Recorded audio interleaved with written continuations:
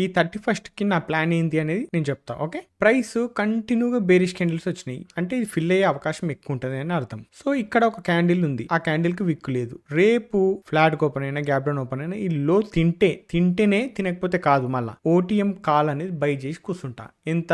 ఒక 5,000 రిస్క్ చేస్తా నేను. ఓకే, నేను ఈ 5,000 పోయినా పర్లేదు అనుకుని రిస్క్ చేస్తా. ఇక్కడ ఓటీఎం బై చేసి వదిలేస్తా. ఎందుకంటే 31st తర్వాత మార్కెట్ కిందికి రావచ్చు, పైకి కూడా పోవచ్చు. థర్డ్న నాకు కూడా తెలుసు డీకే అవుతుందని, కానీ ఇది ఓటీఎం కాబట్టి కొంచెం తక్కువ డీకే అవుతుంది మిగతా వాటితో కంపేర్ చేసుకుంటే. బట్ ఒకవేళ పైకి వచ్చి ఈయన దాకా వచ్చింది అనుకో 23,000కి ఎంతో అంత ప్రాఫిట్ అయితే బుక్ చేసుకోవచ్చు. నేను ఏ స్ట్రైక్ ప్రైస్ తీసుకుంటా అంటే టార్గెట్ ఏదైతే ఉంటుందో అదే స్ట్రైక్ ప్రైస్. నిఫ్టీలో 23,000, అదే బ్యాంక్ నిఫ్టీలో హై ఏదైతే ఉంటే అదే బై చేసి కూర్చుంటా.